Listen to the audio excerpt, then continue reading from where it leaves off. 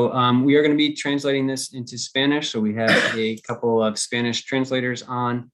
If you do need Spanish translating, there will be an option at the bottom of your screen to join that room, and I'll have Vicente explain that now. Thank you.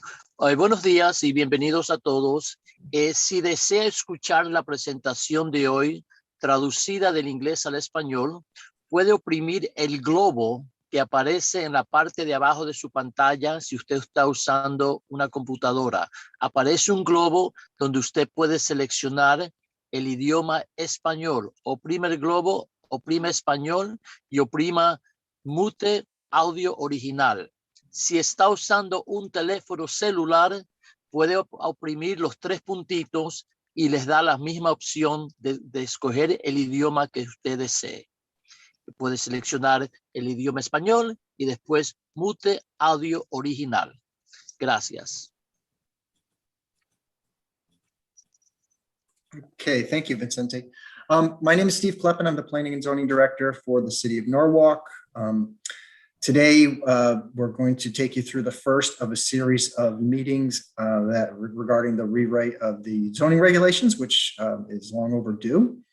And hopefully you can participate as the meetings go on next week. We're doing the same repeat performance of this presentation this evening. Ideally, we wouldn't have done it on a Friday, but that was just the way the schedule kind of worked out with some holidays and other conflicts. So we're doing a repeat of this performance tonight at 6, which gives an opportunity for others who couldn't attend today to participate. And then we kick off starting Monday with a series of very specific topic workshops that relate to the rewrite of the zoning regulations. And I know in attendance today, we're thankful to have Mayor Rilling, who wanted to say a few words before we turn that over to our consultants. Thank you, Steve, and thank you, everybody, for joining in. This is a very, very important process. The first time that we've done a major rewrite of our zoning regulations in more than 30 years. This was recommended by the 2019 Plan of Conservation and Development. It was a major recommendation, so we're following through on that. As Steve mentioned, this meeting is the first of many meetings over the next several weeks to get the public feedback and input on various issues that impact zoning. Part of the ongoing process is to set Norwalk for future sustainable growth and development. And we're asking everybody to share their thoughts, ideas, so we can make sure that we get it right. So thank you again. Joining me today, or joining us today as the presenters from the Town Planning and Urban Design Collaborative, we have Brian Wright and Jessica Wilson, and I'll turn it over to the two of you. Thank you. All right, thank you so much. I appreciate it. I am going to run through a presentation pretty quickly so we can get to a Q&A session, just have a discussion together. And then at the end of that time, we'll also have Jessica walk you all through a workshop exercise that we want you to do through the webpage. That's going to be really helpful for us as we move forward. I learned a lesson earlier this week that I'm going to start incorporating at the beginning of all presentations. If you're not aware, there's a phenomenon called Zoom bombing, where a Zoom session gets hacked and people are able to take over the session and say horrible things, show horrible images on the screen. It's not that it happens very often, and in the thousands of Zoom meetings that I've been on over my career, it's only happened once, and that was this week. So if the Zoom meeting suddenly shuts off, that is why. And we will send out an email afterwards with instructions on how to reconvene or when and how to reconvene. So with that behind us, I will jump in. I'm going to share my screen. If you will let me know that you can see it. See my screen? Yep. Perfect. All right. And if everybody will mute yourselves while I run through this, that'll help us with the background noise, so we won't be distracted with all the exciting things going on wherever you are. So I'm going to jump on in here and make sure there we go. Jessica, do you want to help those who can participate via chat as well. Tell them how to do that. Yes, as Brian mentioned, we're just going to leave everybody muted during the presentation, but if you have comments or questions as it's going on, please use the chat option at the bottom of your screen, and then during Q&A, you'll be able to raise your hand and we'll ask you to unmute. So, Brian, next slide. So if you're unaware, so if you're on the computer, the chat will be at the bottom of the screen. Next slide. If you're on the phone, it'll be under the 3 little dots at the bottom. And then if you want to raise your hand then during the Q&A, that is done under the reactions button on the computer. And then on your phone, it is also under the 3 little dots. Thank you so much. So we will hold the questions till the end. So if you raise your hand, don't think we're ignoring you. But we're, like I said, we're trying to get through the presentation pretty quickly so we can have a great discussion at the end. So I'm Brian Wright. I'm the principal of Town Planning and Urban Design Collaborative, and we are the team working on updating your zoning ordinance. It is, as was said, it's been a long time coming, and we're excited to be a part of this important exercise for all of you to help shape the future of Norwalk. So in addition to Jessica and myself, we have a team full of others, including Bill Wright, who happens to be my father. He is a land use attorney and our zoning and coding expert. We also have urban designers, graphic designers, illustrators, and planners, and our team coordinator as well will be working all together during this charrette process coming today and through next week. And so it takes a lot of people to do this, but it's important work. So for those who haven't participated in any of the things that we've done thus far, as part of the introduction, I said that we get to work all over the country, which is really exciting for us because we get to come to cool places like Norwalk. We were there just yesterday. I guess we just got back last night. Yeah. So roaming around, checking out all the ins and outs of the city. And we get to do that for lots of other places. So what that means is we get to see what other cities are doing well, what their challenges are, how to make improvements, and we can bring those case studies to you, if you will.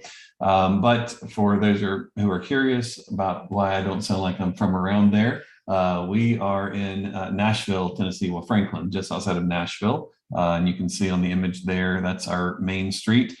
So not too foreign looking. If you haven't been or spent much time in the South, that is our living laboratory. And so it makes us feel at home when we come to really awesome historic places like Norwalk. So our process is really intended to partner with the community. As I said, we have this national experience. But really, from our perspective, we'll never know the city the way that all of you do, that live there, that work there, that love it. And so we really count on the local expertise coming from the community, that you all are the experts on Norwalk. We are really just, as I say, an impartial third party. We don't have any preconceived notions about what's supposed to happen. We haven't done a lot of work in preparation, except for trying to learn as much as we could by reading and reviewing the past documents that you put together. And so as we come into this, you may have questions for us that we don't know the answers to yet. So it's a clean slate moving forward, but using that comprehensive plan as the basis. So what I've noticed is when we are working on a zoning project in a community, there often is some anxiety associated with that process. And I like this image because you're not quite sure what's going on here. I always say, they could be sort of, coming in for a nice smooth landing, or they could be, white knuckled, shouting, "Oh my goodness, what's going on?" Or, out of control. And so I feel like sometimes when people get into a process like a zoning update, there is this anxiety. But I say, like, when you get on an airplane, there's only a few things you need to know. One, where are you trying to go? What time is your flight? What seat you're sitting in? And maybe most importantly, where is the bathroom? And other than that, when you sit down in your seat, they say, please review the information in the seat pocket in front of you. But what's in there is really just the emergency evacuation procedures. It's not the manual for the airplane. people don't, you don't feel like you have to learn how to fly the airplane to go to fly where you need to go.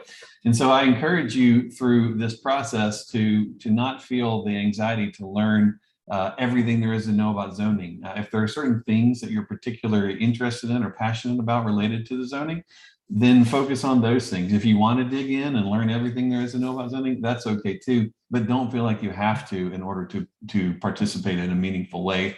It's just not typical for someone to need to learn so much about zoning. So we'll start by teaching you a little bit about zoning, though. I'll assume that you aren't all experts yet. I know some of you may be. And for those of you who this is more rudimentary, just bear with me. We'll get to the more detailed stuff coming up. But there's a little zoning 101.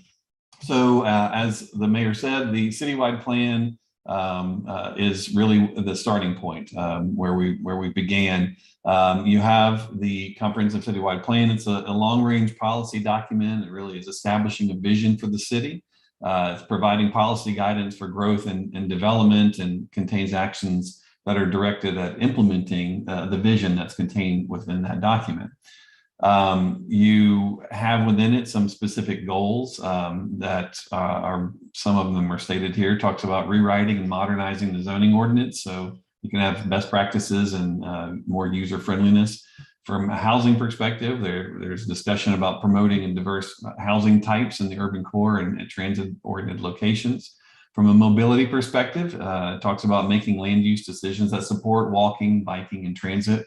Economic prosperity, the goals are to seek to retain, grow, and attract a wide range of businesses. And then for sustainability and resilience, balancing environmental protection, water dependent uses, and public access to recreation. So these are just a few of the goals in there. If you haven't studied this document and want to know more about that bigger picture vision, feel free to dive in. It's available online as well.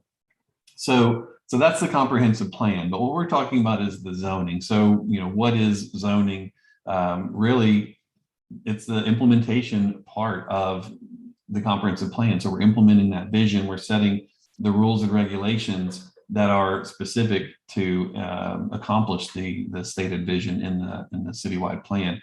So it groups land into different areas or zones. So you may have heard of zoning districts. So that's what the zones are.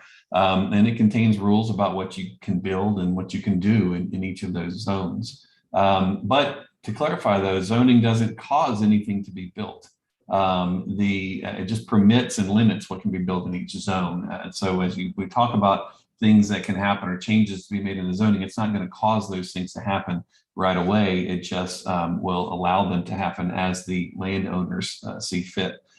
So within that citywide plan, there is the future land use policy. And so there's a map and some specific things that start to identify areas to focus for different types of development. So you have your regional downtown, then you have these urban villages that are sprinkled around in places where there either already are logical or historic sort of neighborhood centers, or places where there may want to be some more. Then you also have these activity centers that you may think of in some cases as sort of gateways. So there's a northern gateway into the city, and then there's sort of gateway to the harbor as well. And then there are things like called out like corridor revitalization and climate resiliency areas, et cetera. So this is sort of at a glance the high level that the citywide plan is thinking about. And then the future land use map has these different categories: residential, suburban low, suburban medium, suburban high, urban high, mixed use village, mixed use quarter, mixed use center, neighborhood commercial, commercial light industrial, institutional, parks and open space, transportation, and marine commercial. And each of these has its own definition and description as to what the intent is moving forward. Now, the thing to note is the reason why this is called the future land use map is that it doesn't necessarily correspond to what's there today. And so through the public process that created the citywide plan, this vision, the ideas for the future of the city were put forth by the community. And then you have this future land use map that represents that future potential uses. Now, the thing about zoning is that it's kind of neutral about what it creates. There's no end in mind necessarily with zoning. And so zoning can create a place like this, which, you know, is very familiar to all of you. It's not in Norwalk, but you have places like this in Norwalk, thankfully. But zoning can also create places like this. And luckily for you, you don't have really any of these moments in Norwalk. The thing that I find to be really interesting is when you start to look at the amount of cost of infrastructure, of impact on quality of life and quality of, you know, the environment, et cetera, that went into creating a place like this. And then you start looking at the signage of the different businesses that are there. And, you know, one that stands out right away to me is Circuit City, which is no more. So they've gone out of business. But, you know, the environment was created to attract a business like Circuit City. Its building was built to house it, et cetera. And so, you know, I haven't met anyone yet in our work around the country that said, this is lovely. We love this. We hope this is the future vision of our city. So what happens as well is, because zoning tends to not have any intended outcome, people are fearful of development. So you see newspaper articles, you know, stop sign for development, builder, you know, fear the law will keep their development from happening. And people have to go out and protest for each, you know, new development because they don't know what to expect. And many times what is built is not in keeping with any vision that the community has set forth. Now, it wasn't always like that. You can see on the screen here, the statue. And this statue is of a developer. The statue was built by the community, you know, years after he built, he created this new development. You can see the blueprints are there in his hands. And the people that are there today love it so much that they commissioned a statue in his honor. And that's a very different scenario than, you know, what we tend to see happening with people protesting and being concerned about development. So how do we, you know, accomplish get to the point where people love development again? In our work around the country, we ask people, what are you looking for? Most people say things like, I want to live in Mayberry. I want to live in a town like that. Or they say, I want to live in a charming New England village. And so I started looking at Mayberry, and this is actually the set where they shot the Andy Griffith Show. And what you see in Mayberry is that it is really nothing more than a recreation of a historic little, small town or village. And so there are these sort of characteristics that people liked about it. But most people, while they may say they want to live in a little town or village like Mayberry, this is what people tend to get. And this is definitely not Mayberry. You all have been spared from this for the most part.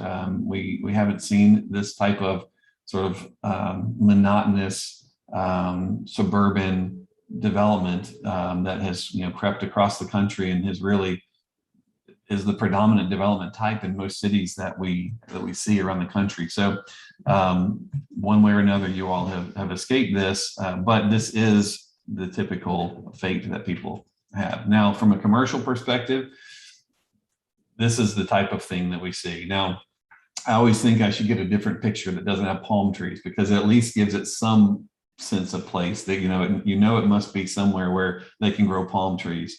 But for all intents and purposes, this could be anywhere in the country.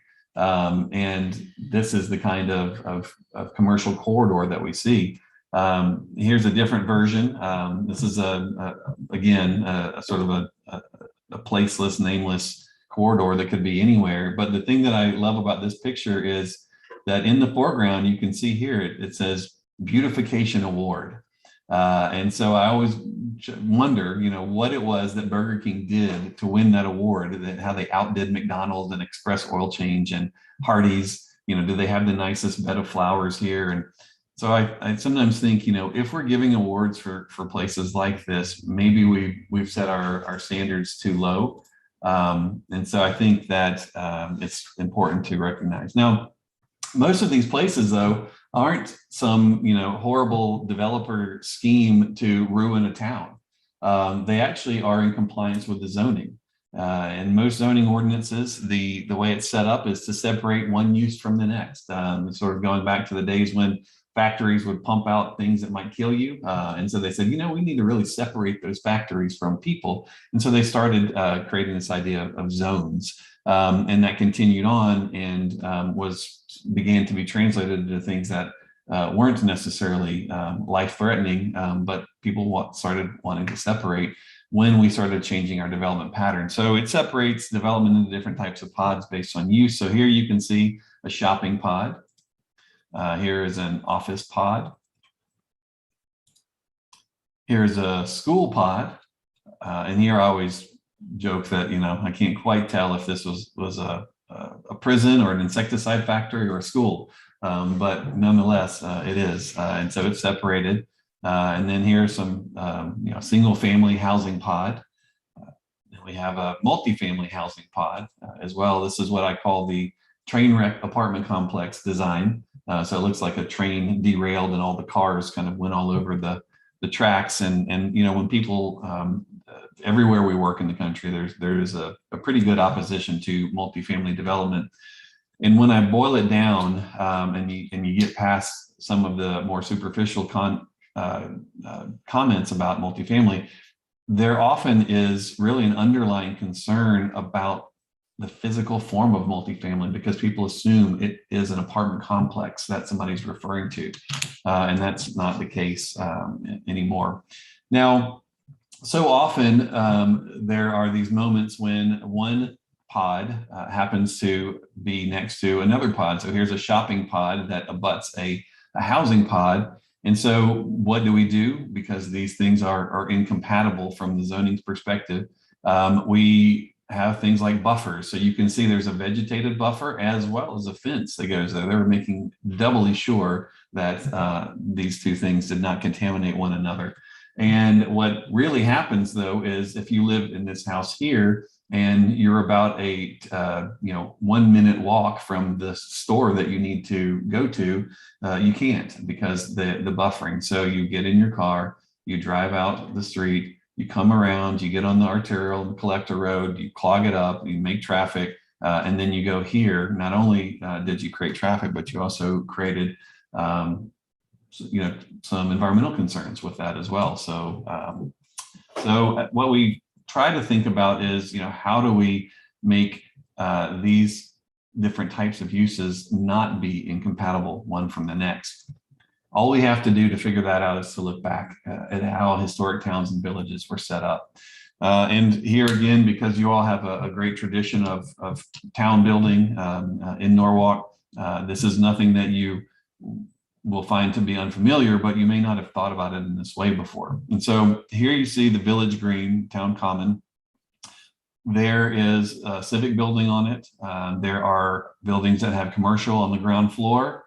There are residences and offices above here as well. And so if you want to be in the thick of things where the action is, then you live around the village green, you go shopping there. If you want something that's a little less vibrant and active, you live down the side street here. And so this turns into single family residential. If you want to be farther away from the action even more, then you live up here on the hill. And if you really don't want to be around anyone, then you kind of have your little hermitage in the woods, and that's that. But the thing is that none of this vegetation you see here was a buffer. They didn't have to buffer this use from that use, or for these houses from those commercial uses, or this church from that, or the shopping. The trees that are there are providing, shade. They are providing visual amenity, et cetera. And so the idea of buffering only happened once we sort of forgot how to build places and towns and buildings that are loved by people. So there's further separation of the pods. Often you see separation of pods by income. So this would be a single family pod that, let's say, these are the the $300,000 homes, and they're separated from the $200,000 homes, and they have guard towers and gates and things to make sure that they're not infiltrated by the people that have a house that costs less than them, but coincidentally happen to be their coworkers, right? So maybe this is the person who owns the company, and this is the person who works for them. And then over here, here's some condominiums, and they're separated as well. And so maybe this is where the kid of the person that lives over here moves in when they first get out of school. So people aren't so different, but we've separated them using these different zoning strategies and real estate strategies. Now, what they used to do, like I was just showing with the different uses, they also used to intermingle income. So this is in Georgetown, right outside of Washington, D.C., very, very one of the most expensive neighborhoods in the country. Probably is where all the senators and Congress people live. But what you'll see is on one street here are some condos and apartments. You turn the corner; these are townhouses or row houses. Turning the corner again, single-family detached homes, and then here is the person who is the wealthiest with the biggest lot on the hill. But they were all within the same block. Their lots backed up to one another. They shared an alley. They walk around the corner and they see people that are different from them, or at least at a different income level. But there was a very good social intermingling that happened as a result, and not separating people. So the work environment is also a bit different today in many cases. So this was, people used to have a business above a shop, maybe on the ground floor. And so during lunchtime, you could come down and grab a bite to eat at the restaurant, sit on the bench, enjoy your people watching, and leisurely stroll, the street and head back to work. But today it's so often more like this, and you start to see these office parks, pop up, and maybe there's a little cafeteria inside, and you can grab a bite to eat. Or if you really want to,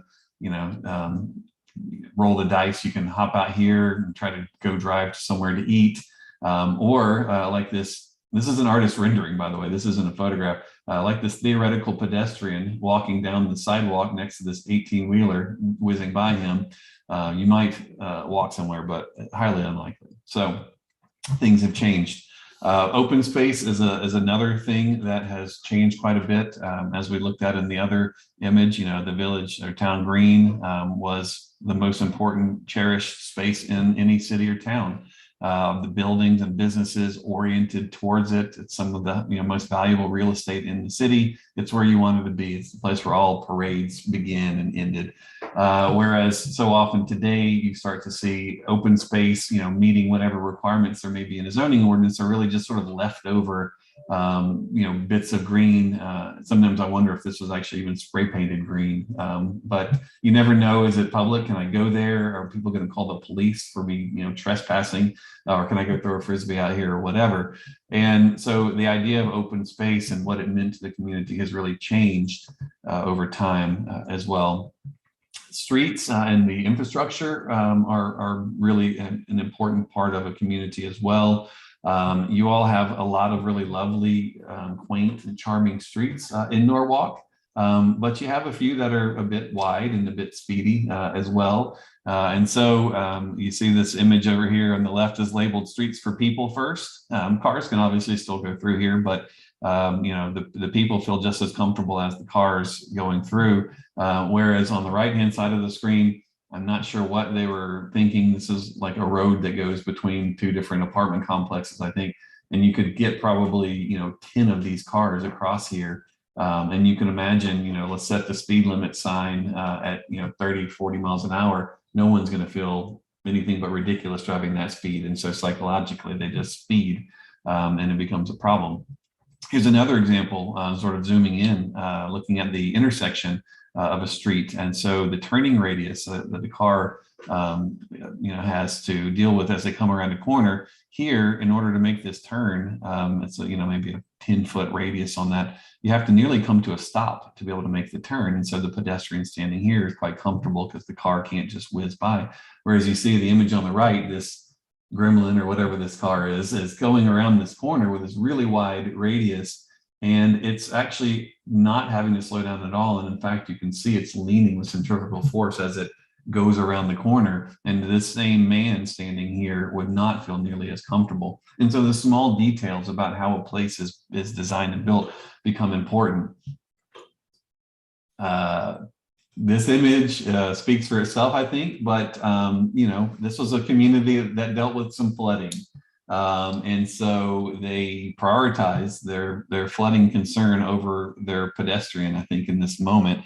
And so even things like storm inlets and how this all works together, you know, could be done differently in order to create a different experience. The design of buildings is really important too. In this image, I always say buildings can talk to us, they can communicate. And the image on the left says cars live here. And the building on the right says people live here.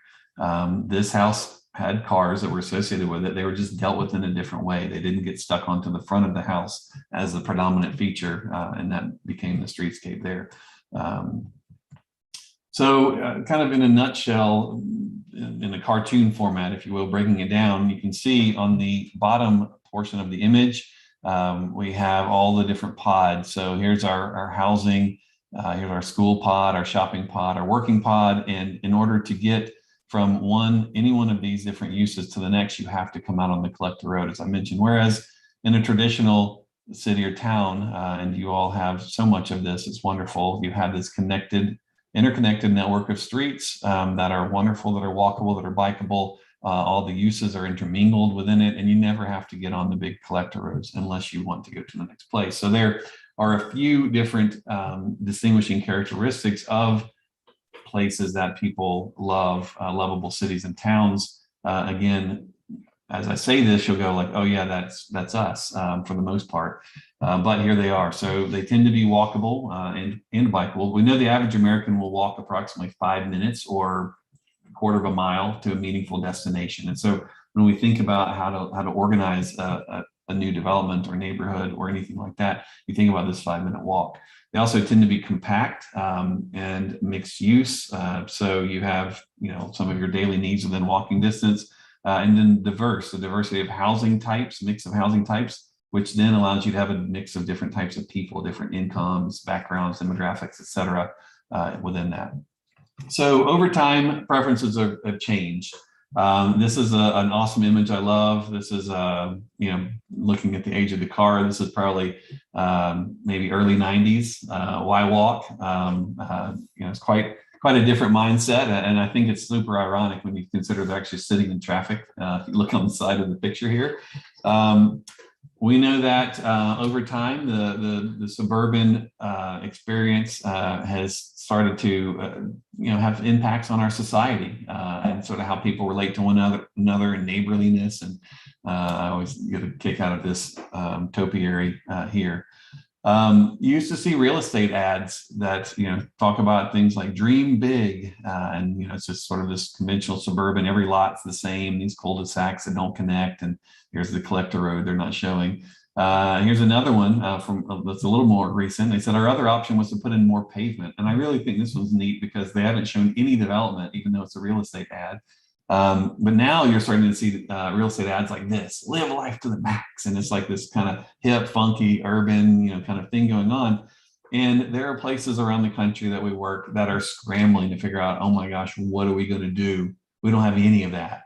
And so they're asking us to come help them create this stuff from scratch. Again, you all are really lucky. You have, this wonderful historic core that's offering these types of things already. And so looking forward into the future, the question becomes, how do you stay relevant? How do you protect and preserve the things that are meeting the needs of future generations' preferences? I love this. This is actually a real estate company called this Cool Space Locator.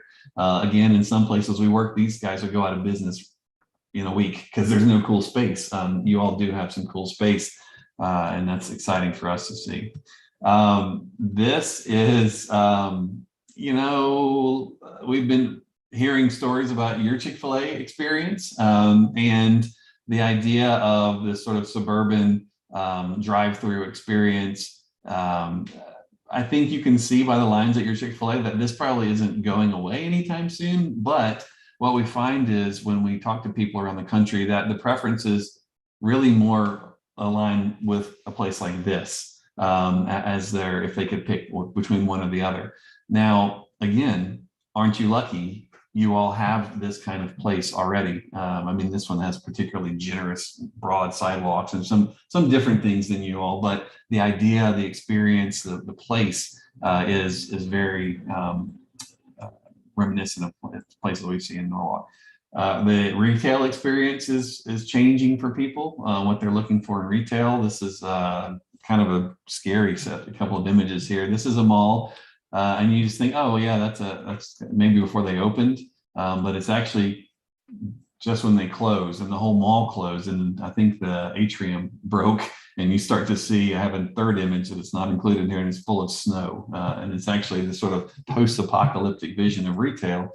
And you ask people what they prefer, and they say this. Again, you all have similar types of retail experiences. And experience there is the key word. When you talk to anybody in retail these days, it's all about experiential retail. Experiential retail is really centered around and predicated upon having a place for the experience to occur. And so how do we take what you all have and really build upon that as well so that you can tap into that? Housing preferences are changing. So, obviously, single family detached home is still for a lot of people, but people are now looking at things like tiny houses and accessory dwelling units and micro apartments, and loft living has become really popular. And so how do we start to incorporate and accommodate some of these things in a way that doesn't necessarily detract from the overall character that people love so much? Because you start seeing that a lot of people, it's less about the house itself and what the features of the particular house are, and it's more about the neighborhood. They're buying the neighborhood, which is great. And again, you all have some lovely neighborhoods, and so you understand this. The working preferences have changed. Some just out of preference, some out of necessity, as we all know. So this was an old IBM ad. I love this. This was like introducing the laptop. And this person is sitting on his porch, having a cup of coffee. And could they ever imagine, on the left-hand side, I hope this is at least before noon, or not before noon.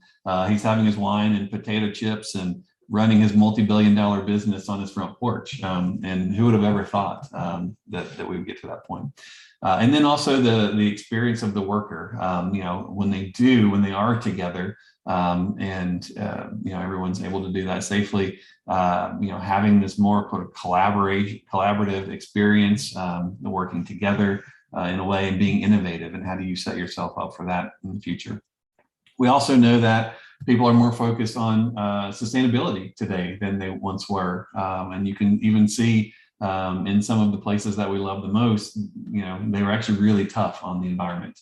They just dump stuff in places. And so how do you incorporate things like sustainable stormwater features that add to the place, that make it even more lovely and more exciting and unique?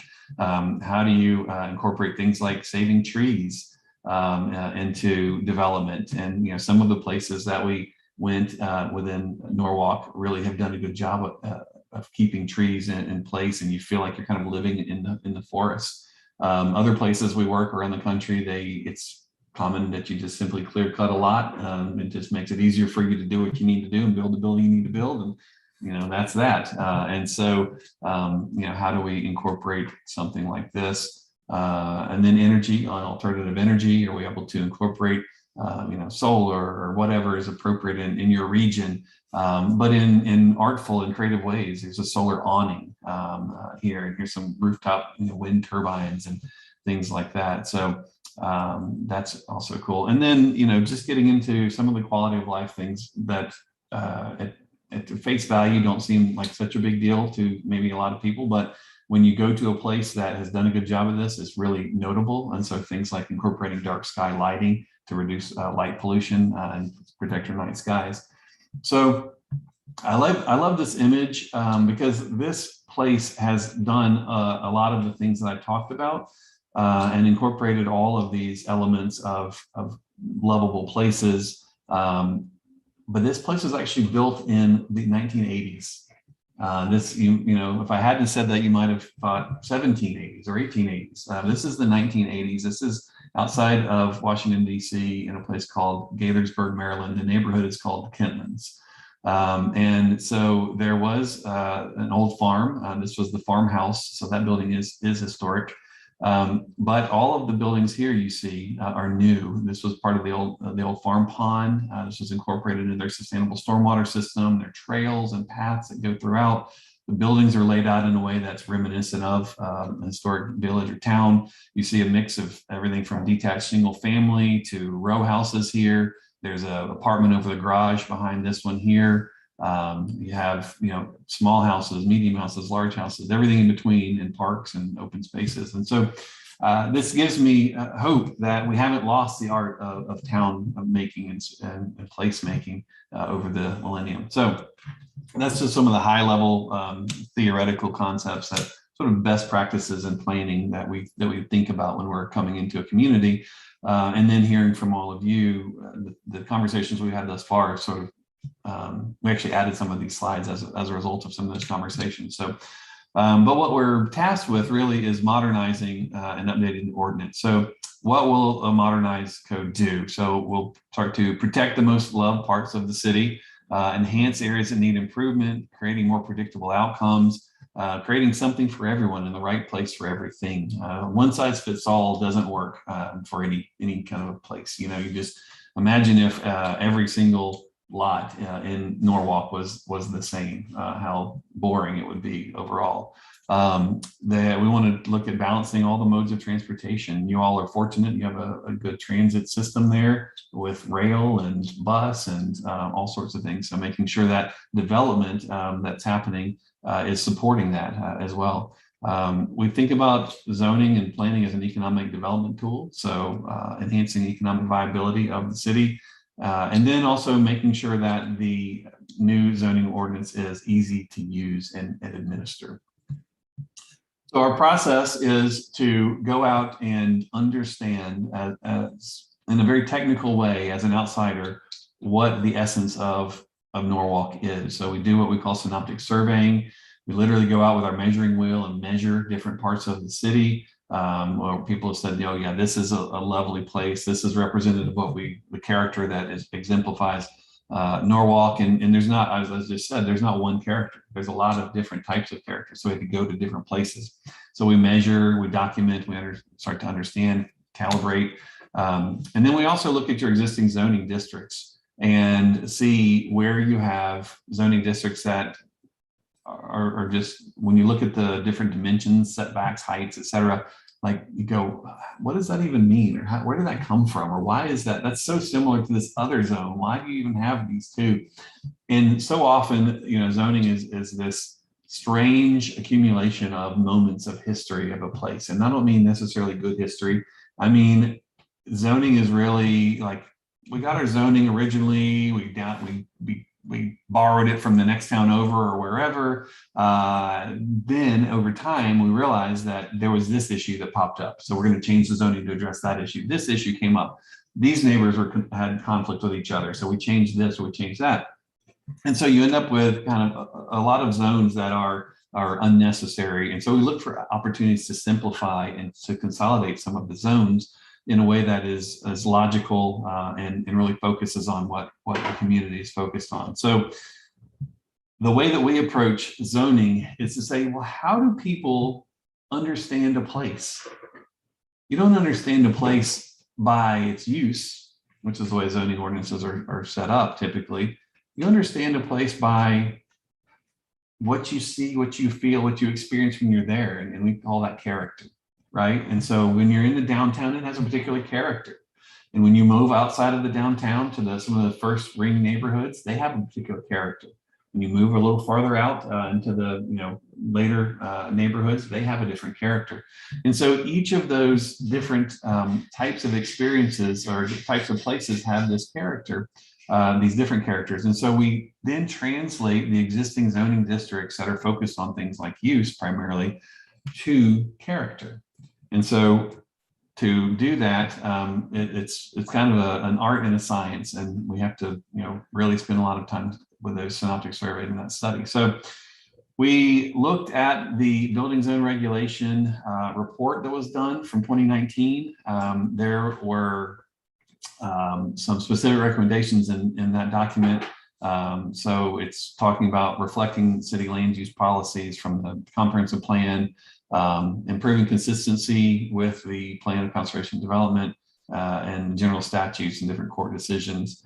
It says to reflect best practices in land use regulation, address provisions that are problematic, that have been a challenge for you all, be logical organization and clearly written, and using graphics to explain concepts and easy to maintain. So these are all the things that report says. They sync up with the way that we approach a new zoning ordinance. So I'm really excited that work was done. Now, as I talk about character and say how it is so important, and that is the way that actually humans understand a place, it isn't to say that we don't look at uses at all. So uses are still there. They'll still be in the document. There will be a use table, but the uses will be calibrated to which zones they're appropriate in, which character districts, as we call them, what they're appropriate in. And so you may, if it's a neighborhood that's predominantly single family detached homes, it's probably still not going to have a large format retail big box, a commercial use as appropriate in that, even though you're not focusing exclusively on the uses. Some things just can never quite get there. But you'll have a use table as well. So the zones, the character districts are set up so that they are easy to use and understand, and they are graphical, just like the recommendations from the 2019 report. And so here you'll see some examples of some of the pages from our zoning ordinances. And so very, much set up so that anyone can understand it, even if you're not a professional developer or an engineer, an architect or something. So images that are inspirational, there's an intent, there's, diagrams that show where we're calculating these different measurements and metrics that are within it. Even things like, some of the industrial areas, they have their own character. And so they're not focused on being walkable or mixed use necessarily, but they have their own character. Some places we go, like on some of your commercial corridors, they're more auto oriented, right? They're all about how you have to drive there for all that stuff. But they could be better. They don't have to only be that. And so we can actually incorporate a better character into that type of environment. And so we have already begun looking at how to make improvements in the corridors that still allow them to function the way you need them to, but to be a better version of themselves. And we've heard that some of your adjacent neighbors, like Route 1, if you think about your version of Route 1 versus some of the nearby towns version, their Route 1 looked like a beautiful, charming little main street, and you guys have this sort of suburban strip corridor. So how do we work on that? We focus a lot of attention on what we call the frontage, and that is how the building addresses the street, typically the first floor. And so it's very clear in something like a commercial or mixed use building, the shop front is the frontage type. In a row house, you might have a stoop as the frontage type, or in a house, you'd have a porch. And so that goes in there. And as I said, here's some photographic examples, and then each of these is calibrated to which character district it's appropriate in. We also think about building types. What building types are appropriate in a place? Again, you understand a building type more than you understand the use. Because if you look at any of the historic places within your city, they've been so many things over the years. The buildings are adaptable, they transform. They really just built space that could accommodate everything. And so today we tend to be more purpose-built on things, and that causes us some problems. And so we think about these different building types and which character districts that they are appropriate in or allowed in. And each of these are just examples. These aren't the ones necessarily for all of you. So we calibrate this per what is the Norwalk version of these building types. In fact, we have a frontage type that we discovered during our touring around yesterday, where in some of the neighborhood commercial areas, there was a historic home, and they added kind of nearly like a cute little shop to the front of it. And now it's this, sort of a place where people in the neighborhood shop. and that house changed over time. So that's its own sort of unique frontage type. I mentioned civic or open space earlier. Instead of just having ill-defined and unspecific standards for open space, we talk about open space as civic space in the form of parks and green squares, plazas, playgrounds, and they all have their own specific metrics. And some of those things, like a plaza, is a more urban type of civic space, which wouldn't necessarily be appropriate in a more rural character district. And so even things like that are calibrated. Looking at signs as well, sign types are really important. They have a huge visual impact on a city and how it feels. And so we'll have very detailed standards about signage as well. So our task is really to take the existing ordinance to clean it up, revise it, tweak it, adding some character-based elements, and then having the new ordinance be the result of that. So the most important thing for us is to make sure that we are writing an ordinance that works for Norwalk specifically. We need to have something that works for everyone, for policymakers, for the community. We need to have something that works for businesses, for people of all ages and all stages of life, and visitors as well. It's great to be a place where people want to come visit. So having visitors, and then also the development community. Sometimes, as I showed at the beginning of the presentation, developers have kind of given themselves a bad name in a lot of cases. But if it weren't for developers, even the parts of the city that you love the most wouldn't be built. None of that was built by the city, except for municipal buildings. It was all built by private development. And most importantly, what we create has to represent the essence of Norwalk.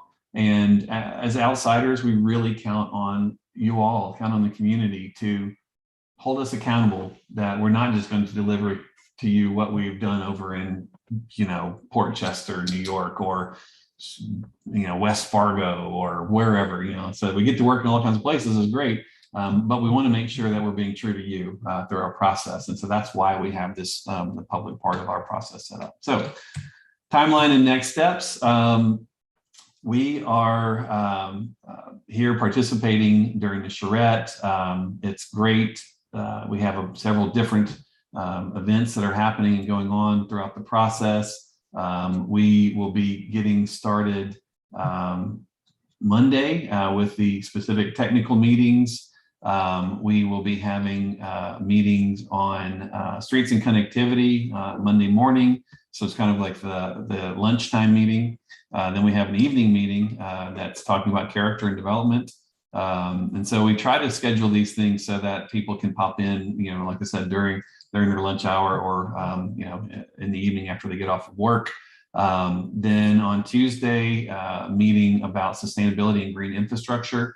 Thursday, work in progress presentation. So that's kind of like the wrap up closing presentation, where we're going to show all the work that we're doing. So we're actually going to be drawing specific plans for different areas around the city. Our artists will be doing renderings to represent that. So you can see when, somebody says, oh, we want to focus on walkability or sustainability or whatever the case may be.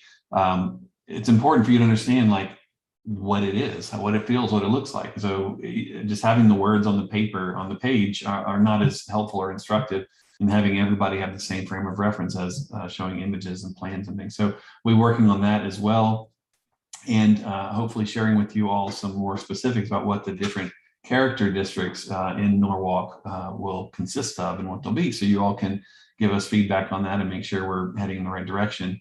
All these will be on Zoom, and even if you can't participate in one of these meeting times, we want to make sure that you have the opportunity to talk to us nonetheless. So we have what's called the virtual open studio, because if it weren't for us having to do this on Zoom, we would typically have come there and set up our office. You could have come and dropped in at your convenience. And so we want to have that same experience virtually. So from 9 a.m. to 7 p.m., we have this open Zoom line. So you can pop in, there'll be somebody monitoring it. They chat with you, answer your questions, give your feedback. If you wanted to talk about streets or character or sustainability and you missed that meeting, you say, oh, here's what I was going to say during that meeting.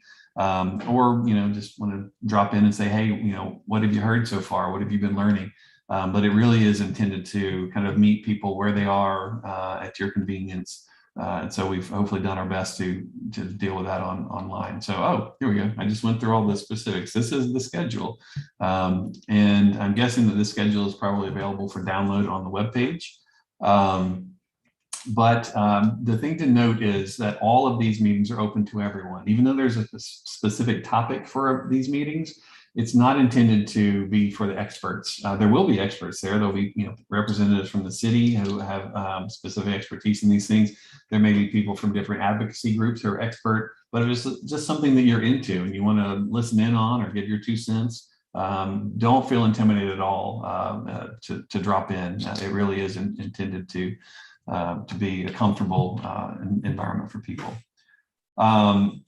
To participate in the meetings online, you go on the webpage and you click on the Register Now button for each meeting, and that just helps us limit the Zoom bombers, and just helps us also know who's participating, so we can keep you up to date with whatever emails and things come out in the future.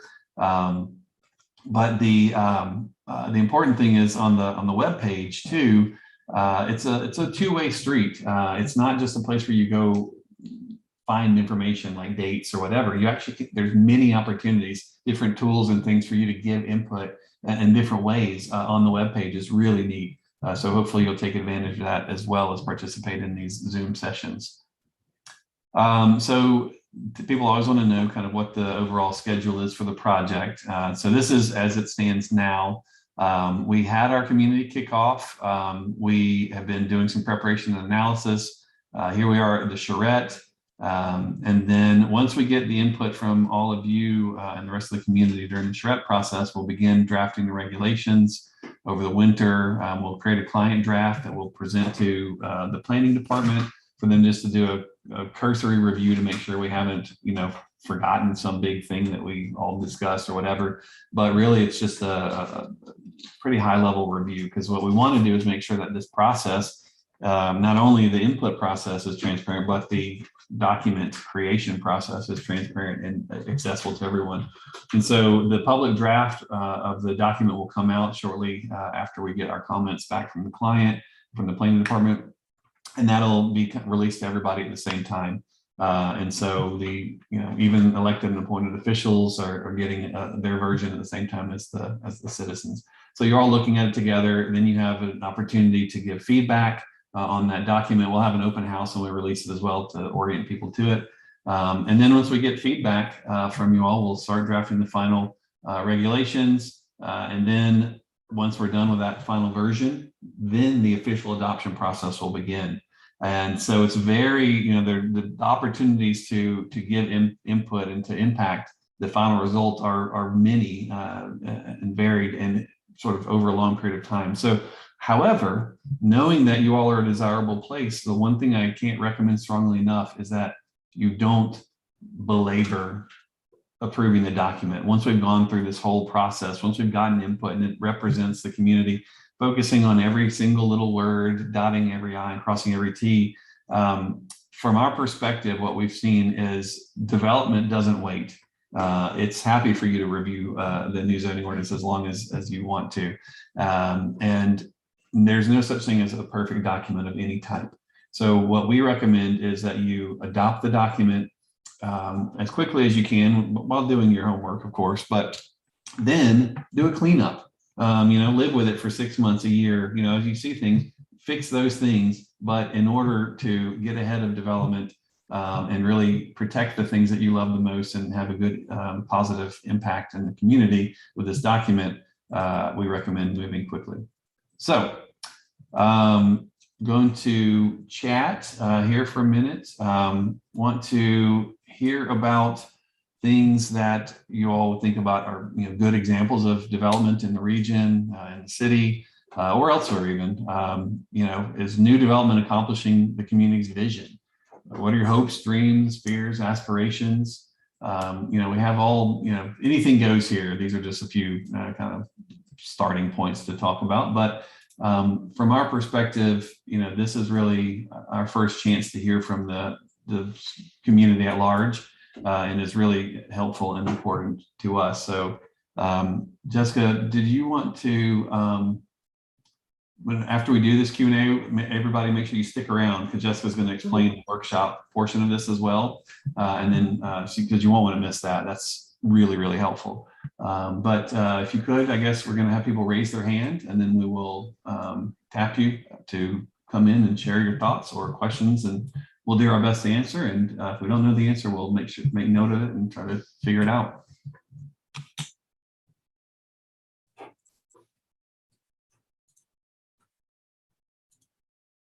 Right. Jessica, can you be in charge of that? Yes, it looks like we've got one hand raised. Diane here. I will, if you want to unmute yourself and ask your question. Yes. Actually, am I allowed to make a comment about Norwalk? Yeah. Okay. So I live in Cranberry, and we have a lot of neat single-family houses here. But what I would love to see throughout Norwalk is that these zoning regulations would allow large houses to subdivide and even sell into condos. I see a lot of the multifamily development that has happened has been single-family rental units in Norwalk. And if they don't change the exterior street view of a home, I think it would be really environmentally responsible to have the Cranberry neighborhood, which is upland and away from the ocean, be able to have higher development, and the areas around the ocean have limited development because of flooding that I anticipate will develop over the next 30 or 50 years. And so that's my main comment. And I'll just tell you one story. There was a neighbor who got into financial trouble after the 2008 financial crisis, having been in commercial real estate. And they had a very large accessory building on their property. And I didn't know that there was an apartment in there, but the zoning regs actually harassed them and wouldn't allow them to have a tenant in there. And I think that they should be able to have a tenant and earn income from it. And any senior citizen should be able to renovate their single family house into a 2-family house with a full kitchen for somebody else, and even to sell half of their house to somebody else instead of having to move out of Norwalk because property taxes increase as property values increase. And I'm thrilled property value is increasing in Norwalk, but I think we really need to renovate a lot of the McMansions and allow the owners to subdivide them and make them into buildings that can fit more people. Great. And Thank the last piece I want to share is that I've noticed that the conservation developments that have been approved recently, like there's one north of us on Chestnut Hill Road. Take a look at it. Each of the units is $1.5 million, according to their recent sales. And they supposedly set aside land, but they're very large buildings on very small lots. And they even marketed themselves saying they were selling to people who might only be living there part-time. And I think that that kind of land use, where you're cutting down a lot of trees and taking away open space for more large living units that might only be occupied by 1 or 2 people, is probably not a great use of our land. So I hope that we think more broadly. And the last piece I want to encourage is that retail seems to be going away. And I think it would be fabulous to build loft buildings on top of a lot of the retail and make retail more walkable on the post road. Thank you for that. Yeah, one of the things that we have heard a good bit about in Norwalk and elsewhere around the country is the concern about affordability in housing and workforce housing and things. And so, one of the things that we know helps to solve or to, sort of work towards a solution and regarding increasing affordability is a supply and demand, balancing out and increasing the supply to meet the demand. The trick is in most places, because people are really concerned about their existing character of the place that they live in, they get nervous when we talk about densification. And so some of the solutions that you just mentioned are what we refer to as like soft density, where you don't really notice it. It visually, doesn't have an impact. And so I think there's a lot of movement in that direction, and we know how to do that. You all just, kind of, as we work together with the community, have to, we have to figure out where it's appropriate, how much of a tolerance you all have for it. Some places we work there, people are gung ho, they're happy to do that. Other places they're much more concerned or resistant to it. So we'll have to figure it out. But I think that's definitely not the first time we've heard that type of concern in Norwalk. So thank you for sharing. Who's next? Like Frank Phillips has his hand raised. If Frank, if you want to go ahead and unmute yourself.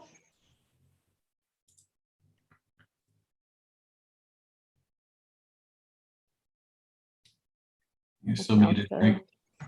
I will ask you to unmute and see if that.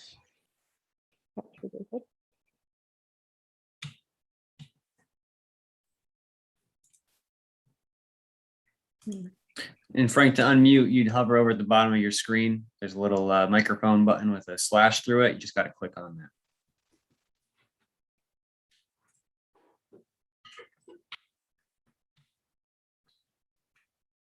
All right, while Frank is working on that, is there another person?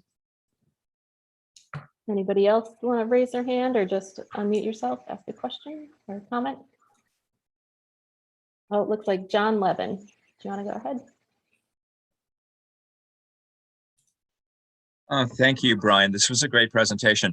I'm wondering, your company has been in business for about 15 years or so, and I'm wondering if you have undertaken a similar project for a similar town to Norwalk.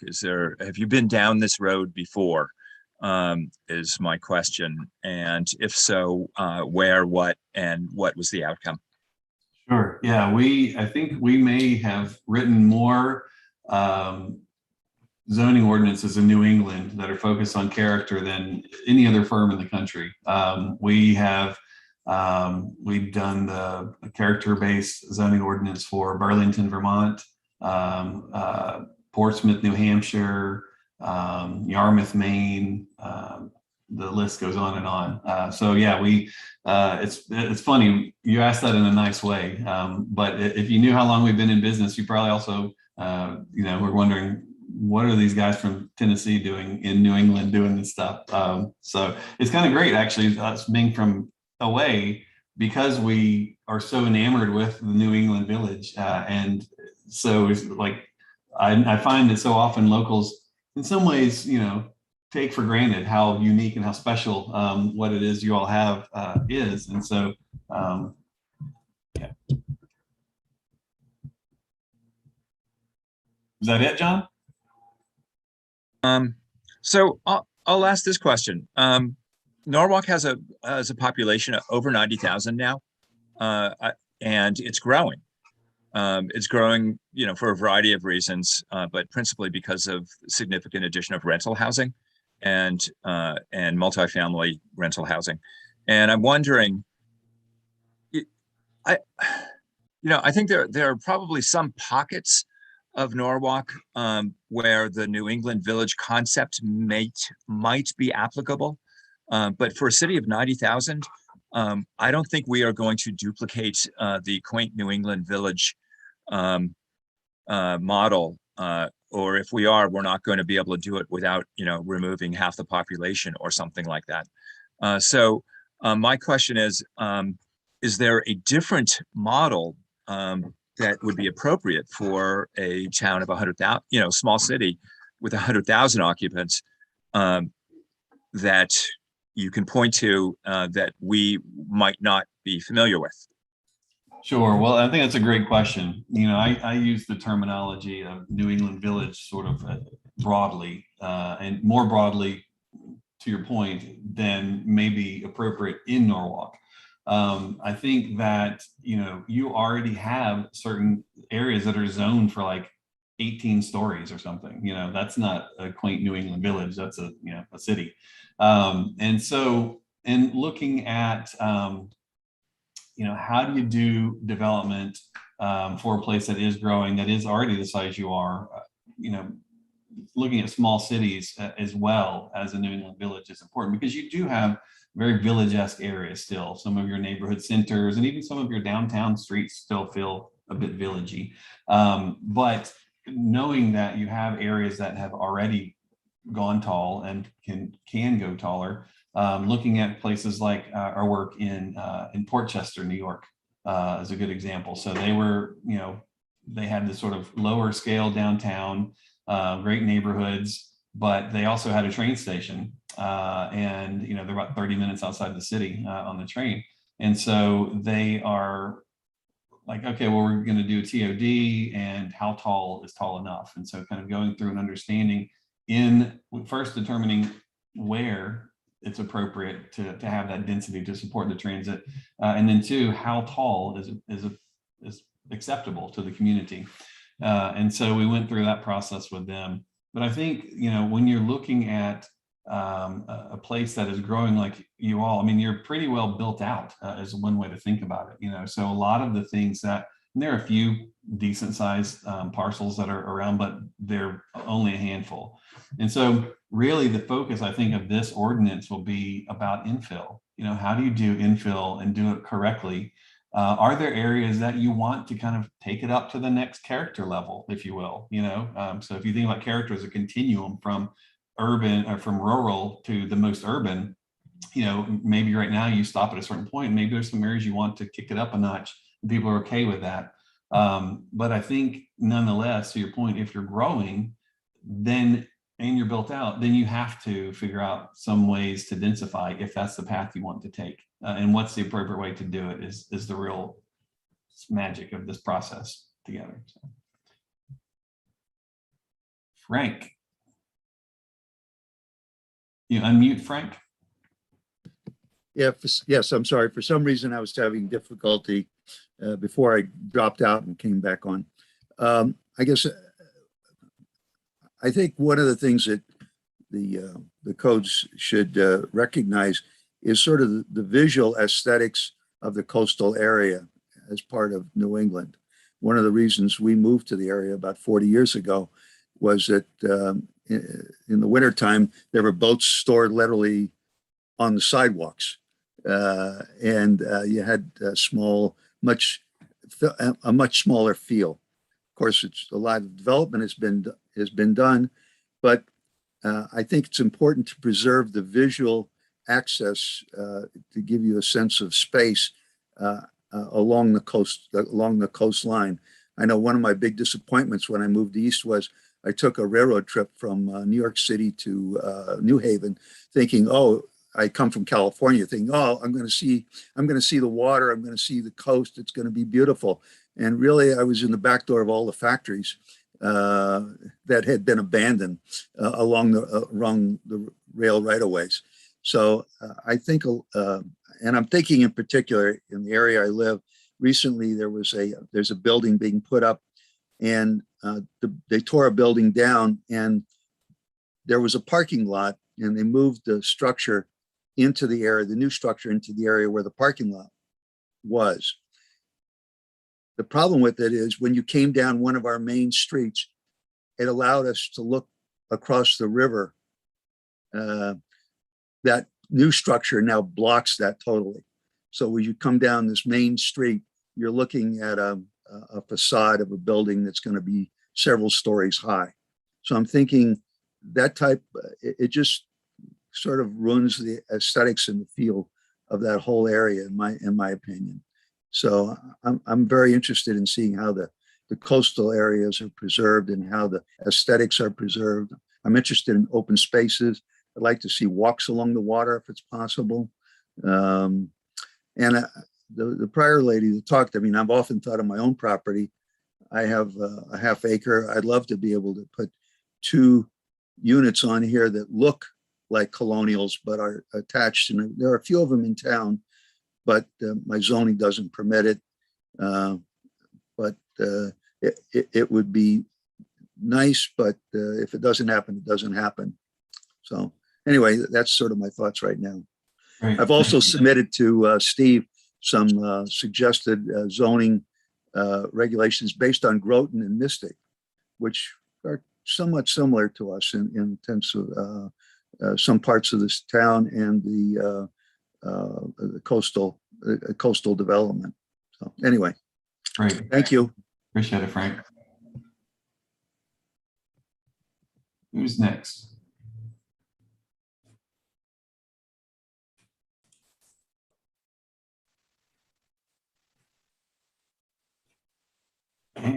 You guys are an easy crowd. I could go through the mapping workshop and then maybe give people a chance to think if they have any other questions, if we want to go that way. Oh, Sure. Oh, we got two more. oh, Frank and John are both back. There we go. We'll go start with John. Yeah, I would encourage my neighbors to get involved. Otherwise, it's just going to be the Frank and John and perhaps Diane show as the guest speakers. So, you know, one of the things that I enjoy most for the cultural and commercial activities in Norwalk, speaking for myself, is when the streets are closed off. There are certain days and activities. We have an arts festival in August, and there are other occasions when commercial streets are closed off and are open to the public for, you know, musical events or art shows or something. And I find that really significantly adds to my experience of our town. And you had an earlier slide, Brian, that showed, you know, an open air mall. And I would love to see opportunities for more of that in Norwalk, where we already have commercials and cultural zones in place. I find the cars just to be, you know, it's a suburban town or a suburban city, so cars are a fact of life. But I would love to see ways for car usage to be discouraged at every possible way. Great, thank you for that. Yeah, we one of the things that I was interested in is, you know, so many cities throughout the country when COVID hit, you know, took on-street parking or even some of their driving lanes of their main thoroughfares where there's businesses and expanded the dining into them. And many of them have just left it because they realized it didn't ruin everything. You know, they were still able to function. I don't remember if I saw, do you guys have any of that left from after COVID, or is it all gone? Most of it's gone. And was it because it was a nuisance or a difficulty, or it just didn't make a difference there? Or I think that what ended up occurring, especially on Washington Street, was that they returned to the outdoor dining that they had. And then we also had some restrictions lifted in terms of indoor dining. So part of that was in response to the fact that they couldn't eat indoors due to certain state mandates at the time.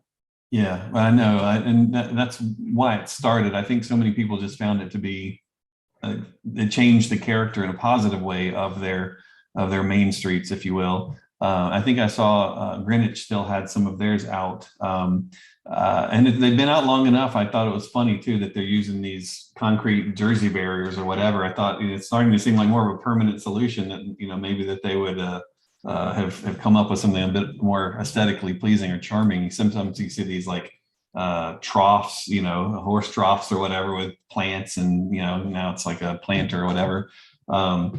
So anyway, I was just curious about that. So Frank had his hand up first, and then looks like Priscilla has her analog hand up instead of her digital hand. So go ahead, Frank. Okay, just quickly, I've been here long enough. I've lived here long enough to. I have to say, I'm a little disappointed that so few people are on this meeting. I live in the Rowayton part, and there was at one time, and you mentioned the commercial buildings. Continental Can was going to put their research center at what is called the Thomas School property, and we literally filled a school auditorium with people to discuss that. And eventually they gave up the plans. There's a financial institution in there, and we caused the buildings, the result of all that caused the buildings to be much lower. They caused them to be hidden by berms and plantings such that when you drive past the property, you don't really recognize there's an office building in there and that there's cars parked underneath it and so on. So that was one item. Another one across from the pond in town, they were going to build condominiums on top of a little hill. Again, the community got together, and that ended up being single family homes. There was a marina now called the Rowayton Yacht Club. Mr. Valentine retired. It was a bait and tackle shop, and his own private marina, his personally owned marina. He sold it. People got together and bought it and said, we don't want condominiums to block, again, the view of that area of the sound. So it involved a lot of community participation, a lot of people participating. So I'm a little disappointed that so few people, and I wonder if, and I know it's been advertised on the website, but I really think it needs a much wider advertising for the whole community, Norwalk at large. I'm not talking about just Rowayton, Norwalk at large, to participate in this process. One of the things I'll share with you all is, as you can imagine, because we do so much of this, so many of these public processes around the country, we see different levels of participation, using the same techniques to get the word out. What we find is that it's really easy when it's a specific piece of property and there's a specific development proposal for people to get fired up about and show up to come and talk about. It's less so when it's something as abstract and high level as the overall zoning for the city. People, I think, often don't understand the impact of it. And the way that I like to think about it, so as you're, I always encourage people who participate to, next time you participate, make sure three to five people participate with you, right? So that's easy to increase, and you all know people. So tell them to participate, shame them if you must, but nonetheless, we need their input. The thing is that, when we get people to participate in this, what I always say is it's like the last time you have to participate. Here's why. If the comprehensive plan set the vision, and this is the implementation tool of the comprehensive plan, and sets the rules and regulations for what people can and can't do with their property moving forward, you know what's coming out the other end of a development. Like if it's, what color brick it has, what this or that architecturally, like that's not, no one really cares about that stuff as much. It's really like when people do something that's not in keeping with the character of the place they care about, that freaks them out.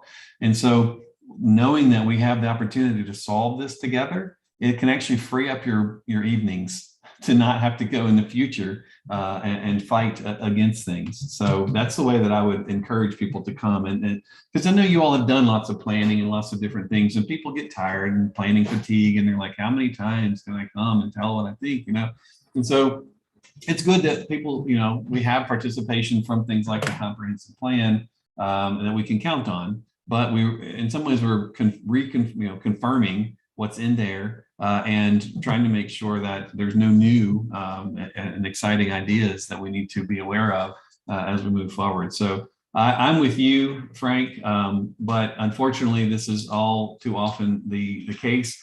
What is good, though, is because there are so many opportunities for people to participate in this process, even just the charrette, but not only that, but the kickoff that we had a few weeks ago, et cetera, that by the end of the process, the numbers will swell. So don't be discouraged by that. But the good news is it gives you, y'all's voice an extra loud platform, since we're only hearing a few of the people of the 100,000 or so, as John pointed out. So Priscilla was next, and then I think Diane, Louise have their hands up as well. So Priscilla, can you unmute? Great, thanks so much. Frank, I was clapping in part when you were talking because I'm on McKinley Street in the village of Rowayton. And as stirred up as anybody on our block about that, what I call eyesore going up, which totally blocks our view of one of the treasures in a village, and that's our waterways. 5 Mile River, I've looked at from my house. It's a stone's throw from where the construction's going up, and I've looked at it for 43 years.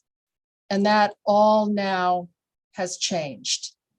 And it changed for a luxury condo building that plenty of people knew about and none of the residents on our street, I've talked to lots of them, were aware of it. Also, there was some idea that when the building went up and it was financed by the bank across the street that maintains its view of the river, but nobody else has it, that neighbors were informed that we were sent some kind of notice. And there was no notice, of course, sent anywhere, nor an opportunity expressed by either commissioners or some other body that held this information, that there was an opportunity to speak against it or to comment about its construction. So for the people in the village of Rowayton with 4,000 residents, we have gradually seen the walling in of a river that's a treasure in our community. I go to the wall over every tree that comes down or that somebody cuts down. So to me, this entire presentation is relevant, it's vital. I can tell you, as much as I appreciated the people on our block, the people involved in gardening and in pesticide-free efforts, they're all interested in these issues. And we're grateful to know now how to participate. I can tell you, as plugged in as I am politically, I was unaware of much of this until recently.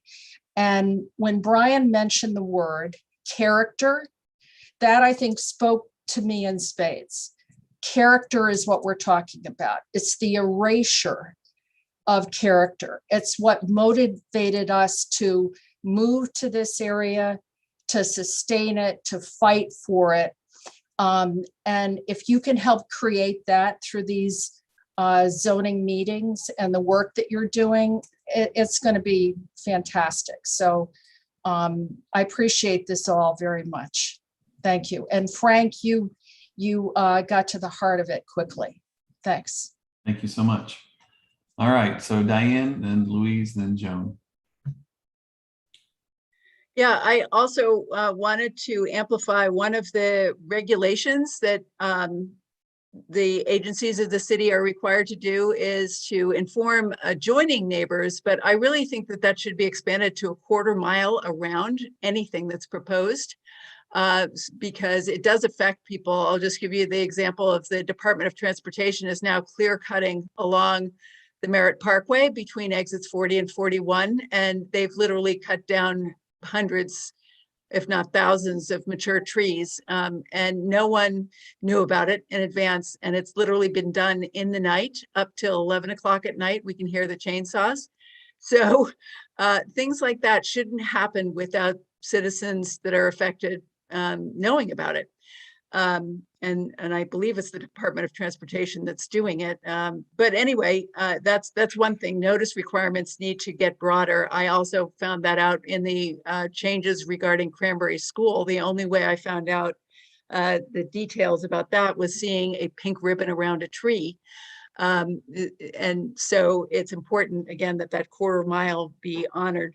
And getting it out to news sources like Nancy on Norwalk as a public notice instead of relying on the hour, because a lot of people don't even look at the hour anymore, I think would be very helpful. And the other piece is trees. Norwalk has had a terrible record of enforcement of the cutting down of trees. We have around my home, it was originally about a 10-acre area that the previous owner, who owned it until 1989, had in her ownership, and a bunch of single-family homes were approved. And the lawyer for the developer actually said, "Oh, we won't cut down anything," and the chainsaws were out, and nobody was there enforcing it. So I think there really needs to be enforcement of penalties, financial penalties against anybody who cuts down a tree that's, thicker than 6 inches or something. It's just, we can't replace these fast enough, and we're getting deforested as a city. So I think that that's really important. And I am sorry, I won't be able to spend much time on your green infrastructure, but I hope you have another meeting about green infrastructure than the one on Tuesday, because I have a conflict. Well, it'll be recorded, so you can still listen in, and then feel free to drop in during the open studio time and share your thoughts as well. So it's my understanding, and like I said, we're still learning, but I think that you may not have a tree ordinance in place right now, but one is in process, is being worked on. Is that correct, Steve? So people aren't cutting them down illegally. Yeah, they are in the process of evaluating a tree ordinance, correct? Yeah. So right now you're just allowed to cut down trees, and so that's part of the problem that you're experiencing. That it's not that it's not being enforced or their penalties aren't harsh enough. They're just allowed to. So, all right, Louise, go ahead, unmute. I think Lisa also wanted to add something about the tree ordinance. So I will let you do that, Lisa, and then take my turn.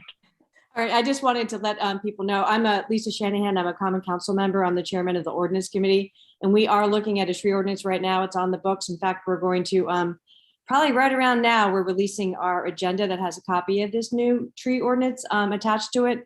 And in Norwalk, we only regulate public trees. So that is how we're operating. And then, as Steve knows, there's some work with planning and zoning where there's required trees that are required pursuant to a landscaping plan that goes with development, and that too will be regulated to some degree. So I invite everybody to take a look at our tree ordinance and come and listen to our committee meeting on Tuesday at 7 p.m. to learn more.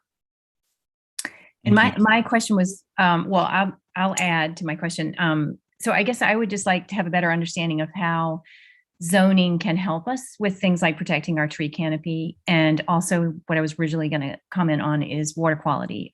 So water quality in the harbor and in the Norwalk River are not good. And it's stormwater runoff. So I'm going to join on Tuesday to listen about green infrastructure, but I guess I just am interested to know more about how this process can help us protect water quality. Sure. So your first question about tree preservation with the zoning, it's typical in most places that we work around the country that there actually are restrictions on what you can and can't do with existing trees. We're still trying to learn more about what the state of Connecticut allows versus other states, because sometimes it's a state level issue.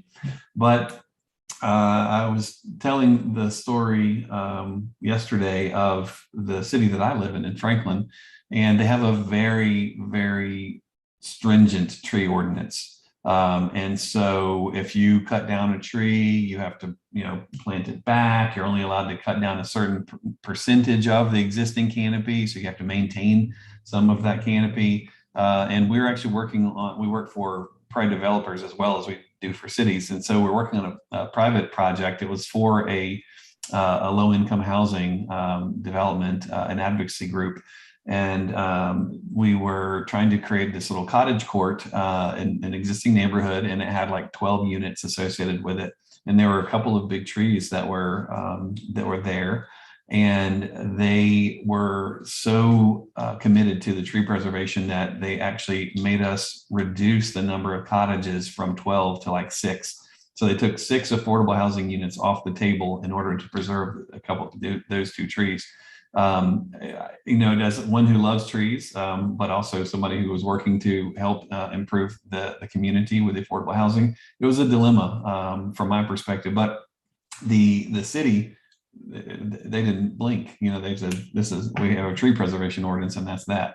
So like I said, you all are in the process of evaluating one, so that will hopefully rectify some of these situations. To your question about stormwater and water quality, it is also typical in places that we work that there are, specific requirements that you have to meet. And you have to preserve, a certain water quality level, if not make it cleaner when it comes off the site, those sorts of things. So, Steve, as far as the current zoning ordinance goes, can you give us a little bit of insight on that aspect of it? Sure. So the zoning doesn't regulate that specifically, but the DPW does regulate that through stormwater management plan, so that all applications that come in are reviewed and commented on by DPW. So that's been updated fairly recently. Some of the newer zoning areas we've looked at, and in terms of regulation rewrites, like East Norwalk comes to mind specifically, we have looked at a lot of green infrastructure techniques as putting in as minimum standards, and then also for bonuses they may seek. So what's the connection between zoning and stormwater green infrastructure requirements? That's what I don't understand. Like, are certain areas that are zoned one way required to comply with the DPW's code? So, others aren't, or I just don't get the connection. No, all projects that come in, whether it's a new single family house or a 200 unit development downtown, all has to get reviewed by Public Works and other departments as well. But specifically as it relates to stormwater, they're all subject to the same standards in terms of impacts and how they address runoff and water quality. As projects and properties redevelop, as Brian mentioned, one of the big things that'll just occur is infill redevelopment. So as those projects redevelop, there's an opportunity to address some of the long-term concerns, because a lot of the older development had zero stormwater at all, or stormwater management, I should say. So everything just sheet flowed to the lowest point if there was no drainage, and then it went on to somebody's property or into the street. So we're able to address that as projects and properties redevelop. One of the things that's a little bit challenging as we coordinate the concept of character with some of the more specific things like stormwater or whatever is, to Steve's point, because some of the more historic areas that tend to be the character that most people immediately start thinking about when you ask them about the character of Norwalk, they didn't worry about stormwater. And so as we apply stormwater techniques to new development that would be infill in those areas, we have to be really careful to make sure that we aren't losing the character while we're solving the stormwater water quality issue. And so having a one-size-fits-all solution doesn't work, right? Doing the same things that you would do in a suburban or a rural area don't work in a downtown area. So having techniques that are, specific to the stormwater characteristic that are calibrated per what character district they're in is really important. So we'll be coordinating with the DPW to sort that out. All right, Joan.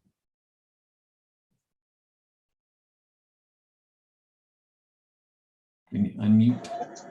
There we go. Well, I really appreciate this meeting and the multiple access points y'all have, because I'm lucky that I have the flexibility in my day to be able to just plug into this, but not everybody can. So I know plenty of people that I told about this that are going to come to the replay or the 6 p.m. So it's not just us. There's plenty of others. Great. Yeah. And also, I hope this wasn't, I came in a little late, so I hope this wasn't already stated. So I'll say it rather quickly. It's pretty basic. My two things that are very important. I'm in East Norwalk, a couple of duplexes over here. The two things that are very important to me are some wonderful parking plan that isn't in place yet, and also making both housing and sort of accessibility to pedestrians, including public transportation, sort of integrated citywide and also across borders. So for instance, when I say housing and when I talk about access to like getting people to other places, housing also means, making sort of more flexible options, and so that homeowners or property owners are, I guess, inspired to support the workforce that's coming in to work at ASML or other tech locations, Datto and Merit 7, that don't have full-time contracts for 12 months. And so for them to come in to rent something for 12 months, it's really a big scary risk for them, because they have either a 1 month or a 3 month contract, and we'll see how it goes, from ASML and whomever. And with ASML, for those of you who don't know, ASML is right over the border on Main Ave in Wilton. My tenants who work there don't have vehicles, which is great, because that means East Norwalk is one more vehicle free. And I know we like that, but they also have to take, 2 buses and a shuttle to get to work, or they can go 1 train stop and then 2 train stops and then another shuttle. It's just not integrated. I know that there's some things going on with that. I don't want to harp on it. I really just wanted to put in the concept that I believe, from my perspective, there's a lot more coming into Norwalk. That's also a rich new group of people that can, maintain the uniqueness, I guess. We have so many different, types of groups and interests in Norwalk. I think it's very cool. And so in order to sort of listen to all the voices and be responsive to the ones that, is also going to continue to bring revenue in and keep us diverse and an interesting city, housing, and the nice balance between parking and allowing people to get places when they need to. Thanks. Thank you so much, Joan. Appreciate it. Anybody else before we go to the instruction for the next? Oh, Looks there like we go. Frank's got his hand up. I think also Todd at the bottom there. Todd. Oh, yep. Todd and- I just make a comment on the stormwater issue. In my neighborhood, and you talked about infill. In my neighborhood, there's a hill behind me, behind me, we'll say that.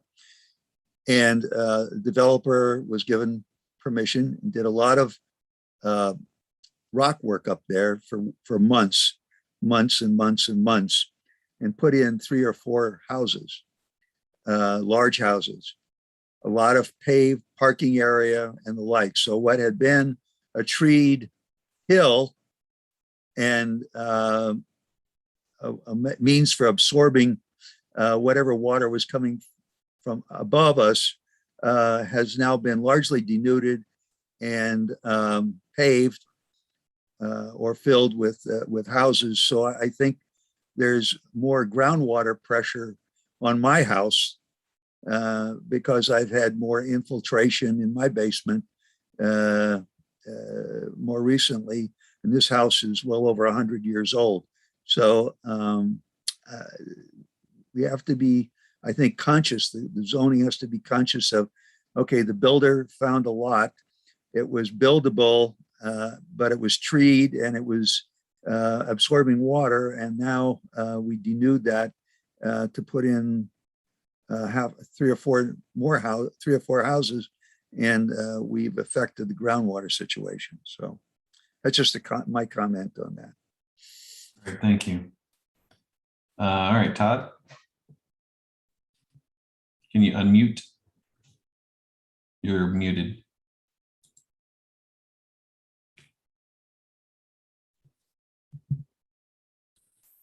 As I was saying. Yeah. Take 2. I'm really happy to see this process taking place. We've needed it for a long time. And it sounds like, to me, you're going in the right direction. I'm the president of the Norwalk Preservation Trust, so I'm, of course, interested in historic preservation. And you seem to be taking that into account. Certainly, there's a lot of it in the POCD. And I'm going to be interested to see the way you approach preservation. And also, you mentioned infill and how infill is perceived and in what you come up with. Also, things that would take that would allow the historic nature of buildings affected to be taken into account and how they're affected. I mean, almost to Section 106, where they're affected by any development on a particular site, either adjacent to a site or the site itself. You know, what historic buildings that may not be in the national or state register, but are still historic, that are going to be affected, either demolished or diminished or something like that. So I'm not quite sure how you do that while being fair to everybody, but it's worth a thought.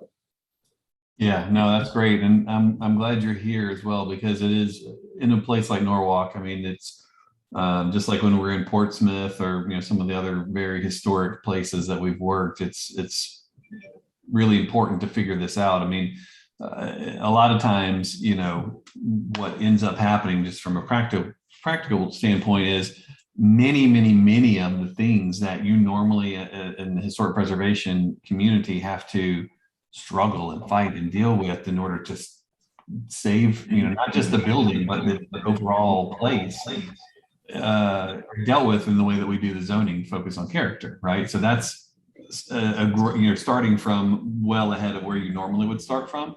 And then on top of that, the historic preservation, standards and other things that you have, are applied in those districts where it's appropriate. So we'll, if there's opportunities to plug some of that stuff into the zoning, then great. But in some ways, some of the historic will work in the same way it does now. You just have a better zoning ordinance to start with. Right. So. Because you get what you zone for. Right, exactly. For better or worse. Yes. Well, and also too, I think, so many places that we work, it's a matter of a lot of the loss of character that they experience has to do with, people coming in and asking for exceptions to the rules and being granted those exceptions. And so a lot of this is like, okay, well, we're going through this process. We're getting community input. We're being very thoughtful and very careful about how we're rewriting the zoning ordinance. And so there should really be only a rare small handful of exceptions over the years that would be approved. There's just no need for it. I mean, it's funny in our work in Vermont, they have variances or waivers, I can't remember what they call them there. And so we were talking as we were working through the zoning ordinance in one city, and they said, oh yeah, we have those, but no one uses them. And I said, what do you mean? And they said, well, they never get approved. Like we've had like 3 in the past 30 years or something, And so in some cities we work in, it's like the exception is the rule, not the exception, which is funny. And so I think that a lot of it just has to do with everyone feeling really strong in the new ordinance and really committed to not just having a historic preservation mindset, but a overall character preservation mindset, and saying, you know what, like we also worry about growing smartly, right? And having it, when we do have new development, make sure it's very thoughtful, very deliberate and careful, while not putting developers out of business. And so making sure that you are very rigorous in your application of the standards, and even having some higher standards than you may have had in the past, not more expensive necessarily, but just more explicit, will start to help only the developers who are the most committed to Norwalk working there, rather than just anyone who thought about being a developer. So great, thank you. Yep. All right, I see no other hands right now. Should we call the Q&A over at this point, and then we can get on with the workshop instructions? And then also, just so you know, the presentation this evening will be the same as the one you all just saw, but the Q&A will be unique. So all the new participants will do the Q&A. And so if you have new thoughts or just want to hear what other people say, come back this evening if you can as well. That'd be really exciting to see twice as many people in the evening event as well. So thank you for your input and your participation and your time, most importantly, today, this morning. And I'll let Jessica take it from here with the workshop. Great, thanks, Brian, and thank you all for your comments. Really appreciate it. So we've got a few minutes left in our time here, so I'm going to quickly kind of walk you through kind of the workshop activity that's up on the website. Let me go ahead and share my screen. Can you all see that? Yes. Yeah. Okay, great. Let me just minimize here. So this just went live on the website this morning. So if you hadn't been on there this morning, you may not have seen it yet, but it is on our virtual Charrette page on the website. And we have this page both in English and Spanish. So it's this mapping workshop here. So when you first go on here, if you are not logged in yet, you see a login here button. So you'll have to be registered and logged in order to see being able to add your marker. Otherwise, you'll see the map, but you won't see these things to add your marker. So what we're asking here is for you to kind of, the city better than us. Areas where you're like, oh, I really love that character, or that character could be improved. So what you're asking is for you guys to kind of mark those on the map. The way you can do that is you can just hold on your cursor to kind of zoom around on the map, or if you hold Control, and you can zoom in and out to find where you want to put your marker in Norwalk. So I had added a couple just example markers on here. So the way you can do that too is you just right click wherever you want to add a marker, and then it'll pop up. Or you can also type in an address here if you want to add it that way. Then you can add your title, add a description, and then you're going to mark what it is about this place. Is it that it needs improvement? Is it a character that you love? Is it kind of an area of opportunity, or something we should see? And this something we should see too can be anywhere in the world, because this is a movable map too. You can zoom out as far as you want to go and say, oh, I really love the character of this other neighborhood. I wish we had more of this character here. So then you can put your marker on there and just make sure for any marker you put, just make sure you're writing in the description kind of why you put it there.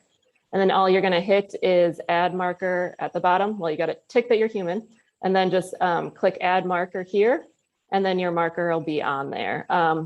I will say that sometimes we're not seeing them pop up right away, but just know that even if you don't see it pop up on the map right away, we have it on the back end. So we have that as long as you're hitting that add marker button and the page is refreshing, we do have that marker on the back end, and it might just take a little bit for it to kind of pop up on the map. But we're working with our web developer too to make sure the markers are popping up quicker. So that is our mapping workshop, and we hope that you guys all do this, spread the word about it so we can get lots of dots on there and hear all about Norwalk. Does anybody have any questions on kind of how to use this tool? I'm not seeing any hands raised. So, and if you do, as you start using it too, and you're like, oh, I'm just not quite sure about something, you can always pop into our open studio, and we can help you kind of walk through it again too. I have a quick question. This is Joan. Yes, of course. It says log in here. Do I have some login credentials? So yeah, so what you can do first is at the top of the web page, you'll see this register button. So you'll have to register for the web page. You kind of create your username and password. And then when you hit login, that's what information you'll put in there. Thank you. Yep, you're welcome. Good question. I'm glad you asked that.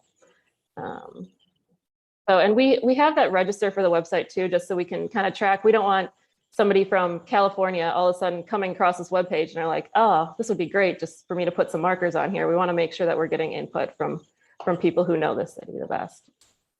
So could you point out how to get to Open Studio and how to get to the mapping workshop from your website? Of course. Thank you. Yeah.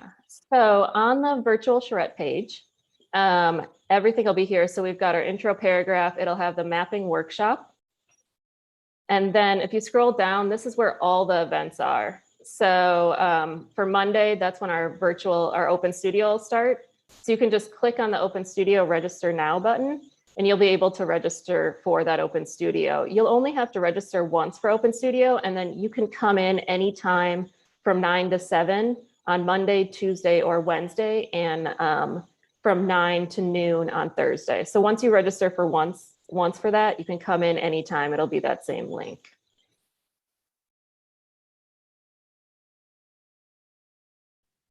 Okay. Well, I will stop sharing here then. But we really appreciate everybody's time today. Looks like we're right at 1 o'clock, so this is perfect. And like I said, spread the word for this evening's presentation. We hope everybody can kind of attend next week as well. Thank you. Anybody, Steve, Brian, you guys have any closing things you need to say? Good. Nope. So hopefully people can, as you said, tune in later tonight, and then definitely tag into any of the topic meetings as you're interested in and or available.